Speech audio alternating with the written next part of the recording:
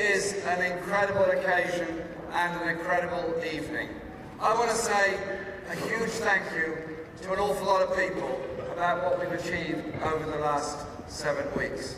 I want to say thank you to all the members of the Labour Party in Islington for all the work they've done over the past 7 weeks.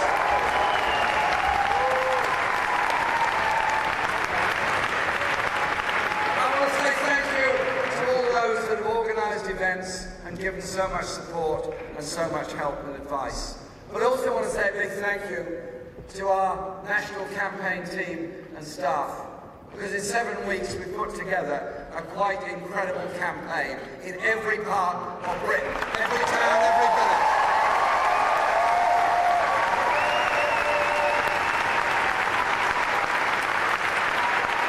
And this campaign has brought together people in a way that I've never experienced before in politics. It's brought together people from all sorts of different backgrounds and walks of life. And you know what's brought together? Hope. It's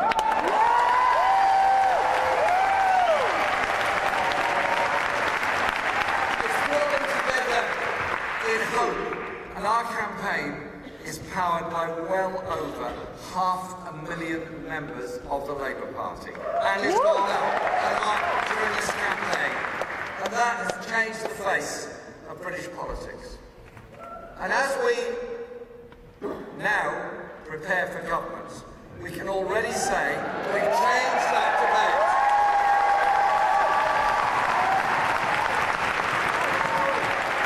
And given people hope.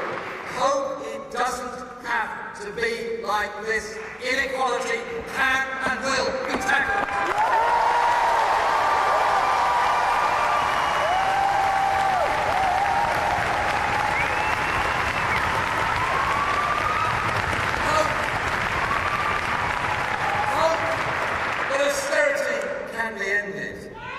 Stand up to the elites and to the cynics. Hope that we can give our health service, our schools, our police, our social care the money they need and deserve, and need it now.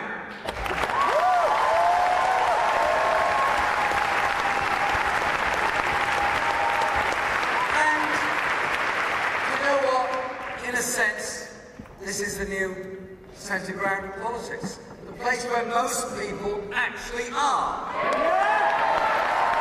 The policies that the majority of people actually want, not what the establishment and their media mouthpieces insist they should want.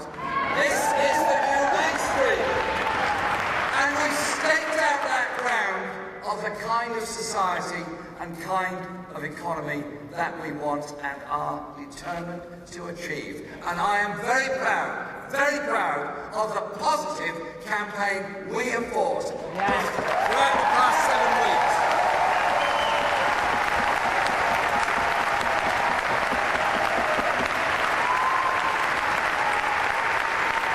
We haven't descended into name calling. I don't and never will, because the issues are too serious. Emily and I were just talking before we came on stage for this rally here tonight, that we remember holding an event here after 7/7 when 13 people from our borough died because of that terrorist attack. We also came together after the Manchester attack, as we did after the Westminster attack, and now after the 8 people that died last weekend in London. These are terrible, appalling events. Those people that did it to destroy innocent life, and did it to destroy a way of life of those innocent people. We have to mourn those. We have to thank all those police, firefighters, ambulance workers, and all those that went in there to try and save life and help people to get through that awful experience.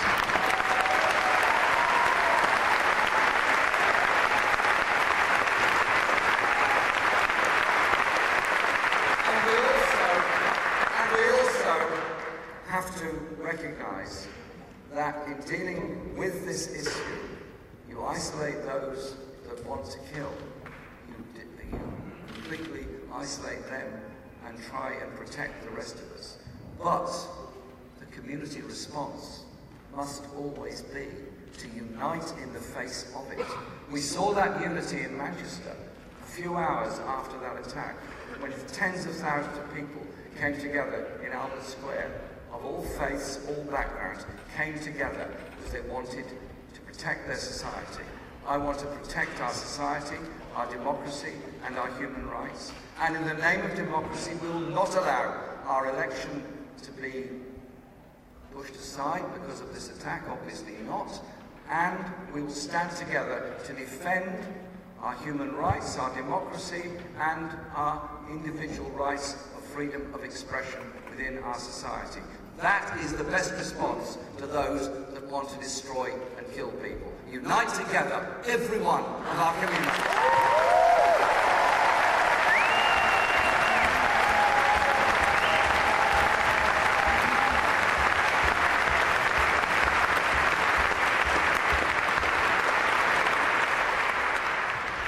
Tonight, to me, is a quite incredible occasion because, as you know, I haven't been very much in Islington over the past 7 weeks, but I've done my best. But I've had one or two other places to go. This campaign started on the 18th of April.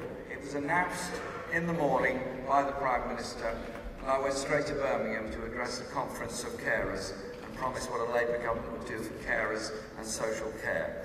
And we went then on a journey all around the UK.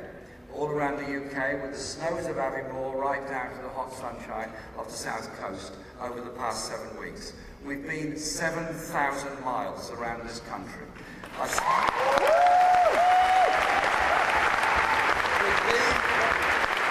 been in 70 towns and cities, and I was going to say we've been at a number of debates. Well, I've been at the debates, but somebody else didn't turn up.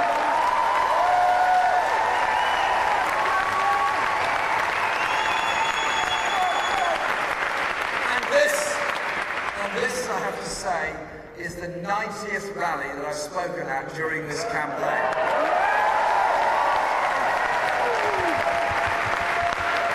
And there's a big difference, as you know, between the Tory party and the Labour Party. We've raised £5 million to fight this campaign. I didn't quite understand that, but I think it was helpful. We raised £5 million. And do you know what the average size of the donation was? £20. £5 million in £20 donations. £20 donations from people that want to see the world different and things done differently. And I'm very proud of that. We're not the party of the billionaires. We're not the party of the corporate elite. We're the party of the people.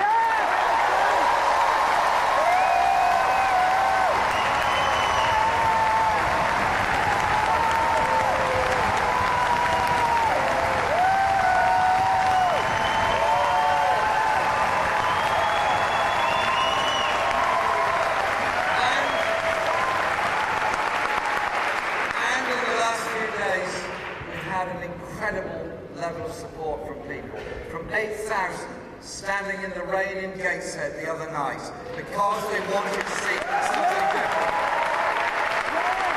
And today we've travelled 500 miles. The first rally was this morning at 8 o'clock in the morning in Buchanan Street in Glasgow. And I don't have an executive jet, I don't have a helicopter, we have a train ticket, and we travel by train.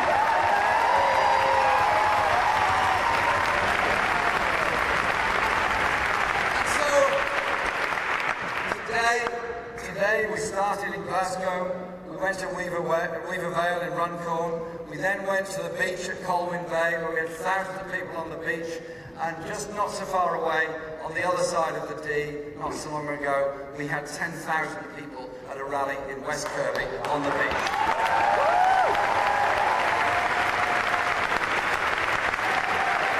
And then we went to a huge crowd in Watford and then ended up in Harrow.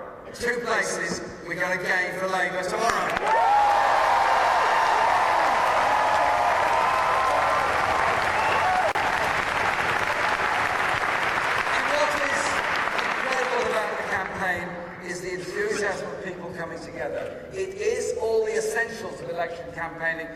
on doors and you ask people to vote and you remind them to vote. You're all, I hope, going to be doing a big amount of that tomorrow. Is that a deal? But it's also about the debates and the discussions, because 7 weeks ago when this election was announced, the expertise that's there amongst all of our broadsheet journalists and all of our commentarians is absolutely there, and they fully understand all these things. And they announced that this was possible, that was impossible, what we were doing, and that it was all a bit of a foregone conclusion, and it was a walk in the park for the party that dare not speak its name. Well, something changed.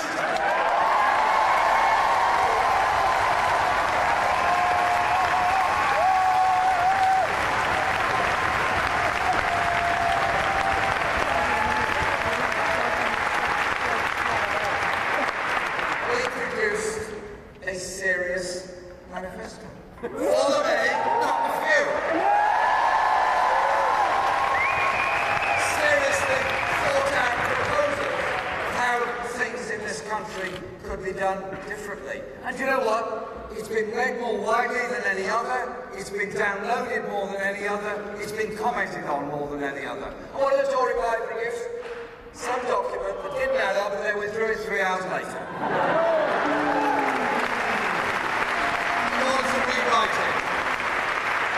And so we have serious proposals there of how things could be different.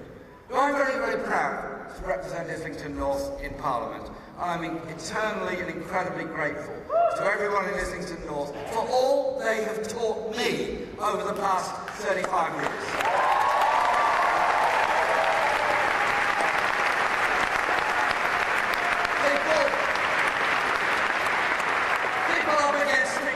Incredible stress, people suffering because they can't get the housing they need, worried about their children, and people working so hard in our hospital, in our schools, in all of our public services to try to deliver things for the good of people.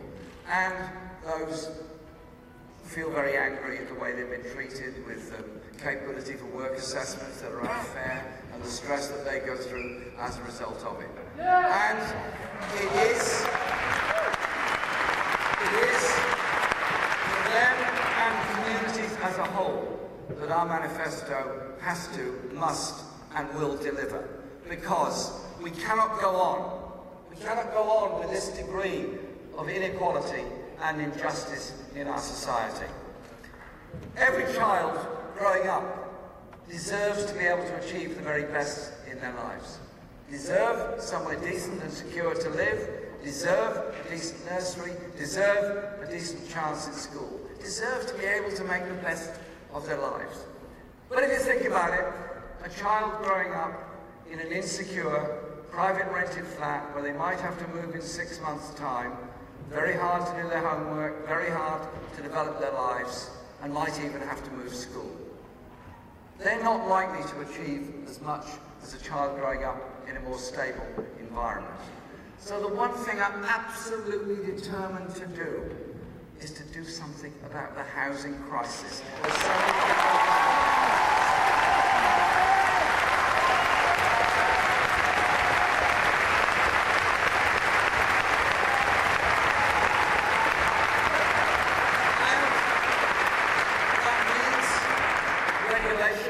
Of the private rented sector, and I congratulate our council on managing to build some council housing. They've done their very best. Richard Watts and the others are here tonight, but you need a Labour government behind them to get a real big housing programme going to build more secure council housing across the country.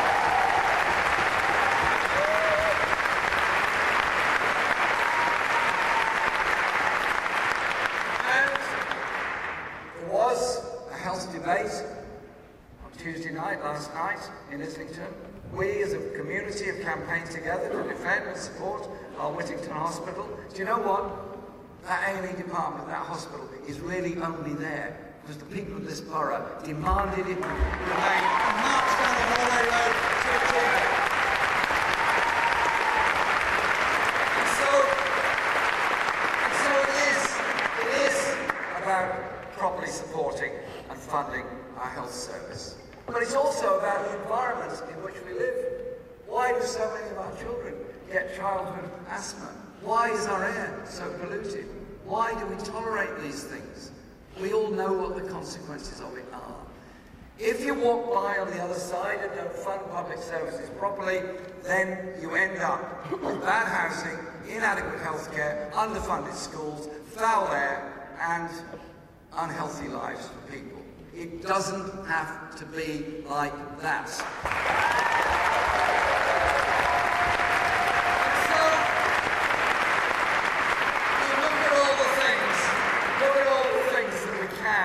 And must do differently in our society. I could go on all night about lots and lots of points in our manifesto. Thank you. My voice is fine, but it won't go on all night. I just want to outline some of the things we want to do. As a country, we don't invest enough in our future. As a country, we've left whole parts way behind. Communities that have seen nothing in the way of investment or new jobs or sustainability since the end of the coal industry in South Yorkshire, in the North East and the North West, and so on.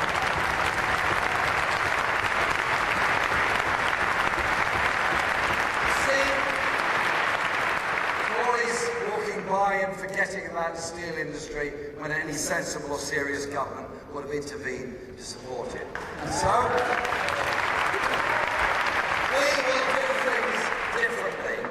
things differently about rights of work and differently about investment. John McDonnell sent his solidarity to all of you tonight. He's in Hayes. And John will be, John's first and biggest proposal is the establishment of a national investment bank, £500 billion of investment all across the country. Not just in London and South East, where we are now, but all across the country. That investment will be in the infrastructure we need. But it's also about how people are treated at work. I think it is wrong the way in which so many people are employed on bogus self-employment contracts, when in reality they're employed day in, day out by the same employer.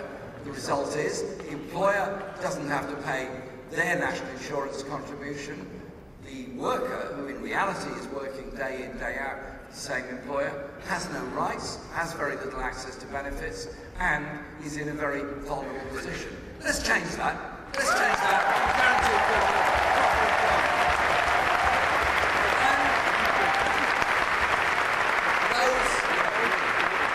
And those in work have to wait until they can access employment rights. We're saying you should have full employment rights from day one of your employment.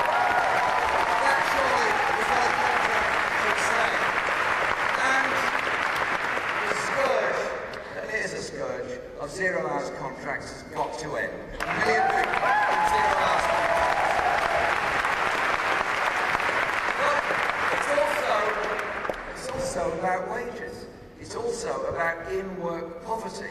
So many people in work also access benefits because their wages are so low. 6 million people in Britain are earning less than the living wage. 6 million in this country. This borough, our council, has done well in bringing in the living wage and encouraging other employers to do so. I want to go further. I want to go further and have a real living wage of £10 an hour by 2020.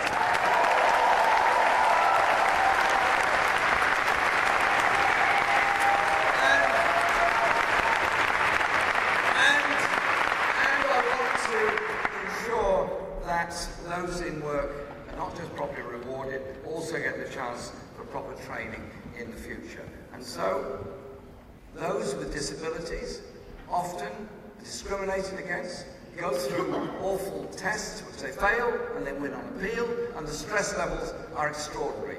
We will get rid of them and replace them by medical assessments of people's needs, not a bureaucratic way in which people lose benefits and go through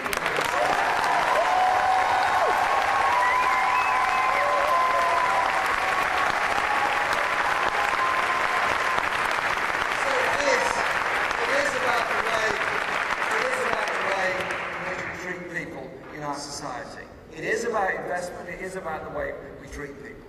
But I want to give you some specific examples of how things will be different under a Labour government. Children obviously deserve the best, we all agree on that, but they're not getting it. So we will make sure that every 2 to 4 year old gets 30 hours free place all the year round in a nursery facility or preschool facility. I think it's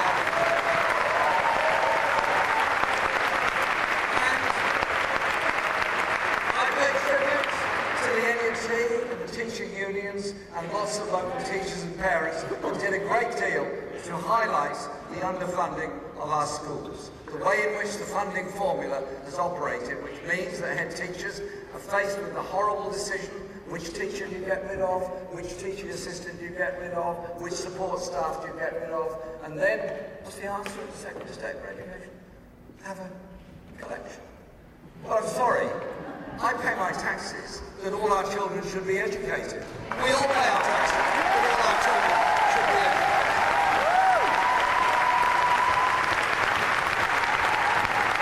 So we will properly fund our schools. We will also do 2 other things in primary schools. First of all, making sure every child gets a lunch every day free.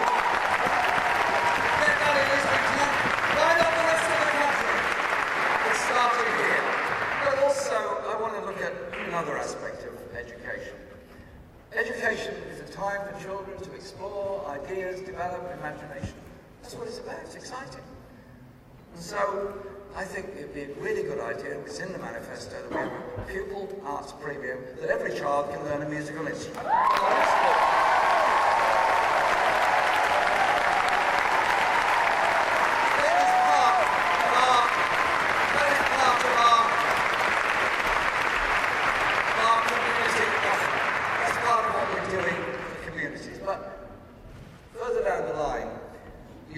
Situation of further education and higher education, the increasing privatisation of so much of it, the increasing fee-paying system that operates in colleges and in universities where they're normally now £9,000 per year. It's not very surprising that the number of students from poorer working class communities applying to university is falling, and the loss of the EMA means fewer are able to stay on to go to college, and the loss of maintenance grants means that many students are having great difficulty surviving in university. I look at it this way. I could have gone to university, I chose not to, I'm not complaining about that, but I would have gone for free. It's not the place of my generation to pull up the ladder on the next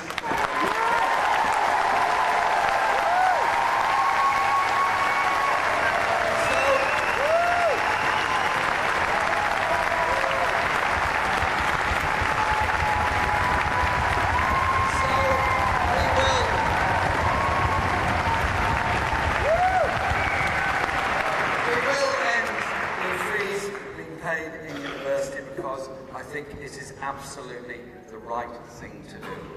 And I'm determined that we will achieve that. And so our offer is around health, properly funding our health service, properly funding our mental health services as well,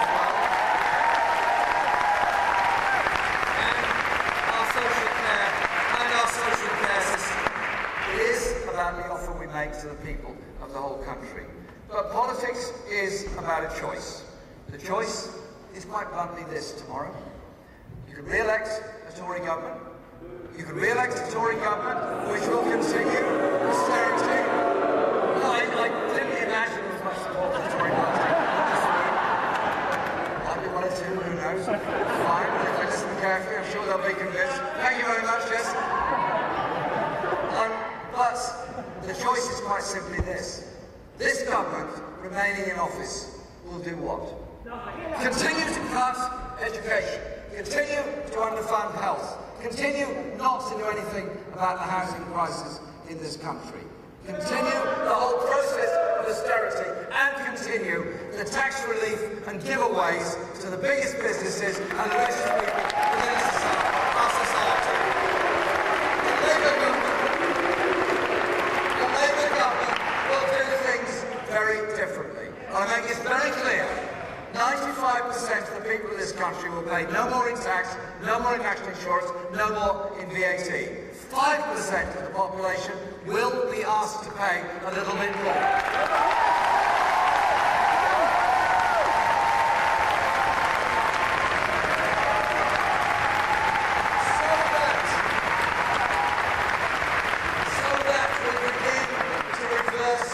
Process of increasing gaps between the richest and poorest in our society, growing inequality all over Britain.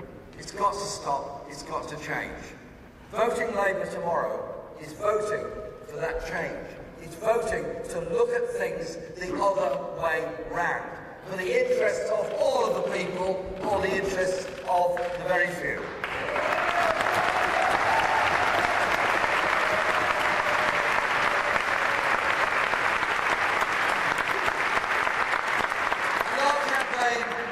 Brought people together because they understand these things, and also inspired by the choices that we put in our manifesto.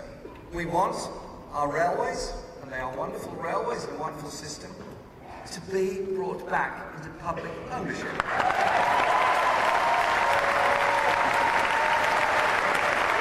that we can gain the benefits of it just as much as we want our water industry, which we all depend on, and has risen our bills greatly and paid fines when they've been polluting rivers and streams, and also exported an awful lot of their profits to somewhere else. I want those profits invested in our water supply and our environment, not taken away somewhere else. And we want that environmentally sustainable world. And I will not be afraid to phone up Donald Trump and tell him, sorry Donald, you're wrong.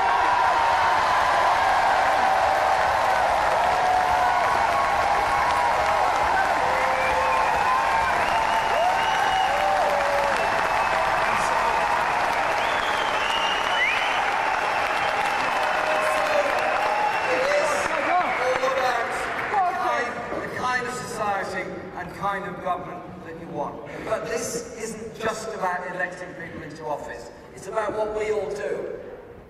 What we do together, what we achieve together. And you think of the great advances that we made in British history come from popular movements. Popular movements like the Chartists in the mid-19th century, very busy here in Islington they were, and those that brought about the Factories Act, that brought about the extension of democracy, that brought about the right of women to vote, that brought about our National Health Service, and the idea that it's the function of society as a whole to care for everybody. That surely is a basic principle in our lives. It's also understanding those that have gone before us and what they wrote and what they thought about. And there are many poets that inspire me because I love literature and poetry, and I love the inspiration that it gives us. And you should never be afraid to say you love poetry.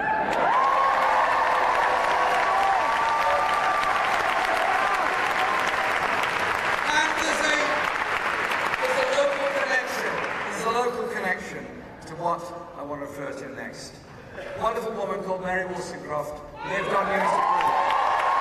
She wrote a treatise on the rights of women, and that is a remarkable document, and we're very proud that she lived there, just as much as we're proud of so many other great people. Her daughter was married to Percy Shelley, who wrote wonderful poetry, and the one I want to quote, just a couple of lines from, is this one. Rise like lions after slumber, in unvanquishable number, shake your chains to earth like dew, that in sleep have fallen on you. Ye are many, they are few.